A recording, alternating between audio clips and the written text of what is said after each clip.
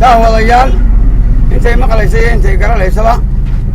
waxaan doonayaa iyadana inaan erayo yar oo aragtidayda ku soo qaato horyaalka wasiirka wasiirada xaaji waran cadde ahna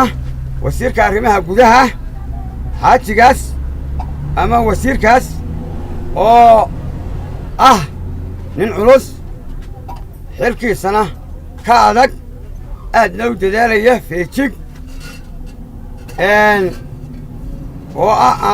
dadka waxaa kala saaraya aragtida iyo shaashadaha dadku waxay miisaamayaan shacabku waxay miisaamayaan waxqabadka aragtida la socodka howlaha sida aanu ku nidhi horyaalka wasiirada ee maanta somalilan aanu ugu tilmaanayna waa sidaas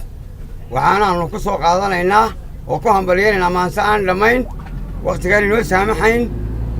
taasoo ah xaaji waran caddow xaaji waran caddow inaad waafi tahay weriyuhuba sheeg wuxuu noogu daray inaad tahay waxqabad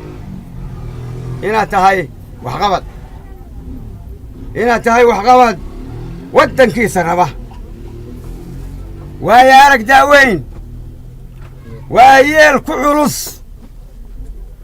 wadnihii dalkow xaaji waran caddow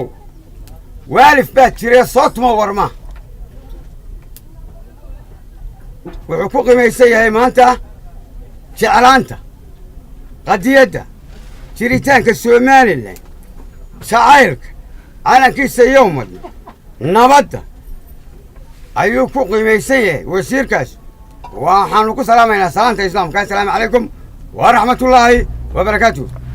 afkaaga caana lagu qabay kaasina wuxuu ahaa abwaan ibraahim aadan magan oo halkan ammaan iyo ula jeedo halkan ka huwiyey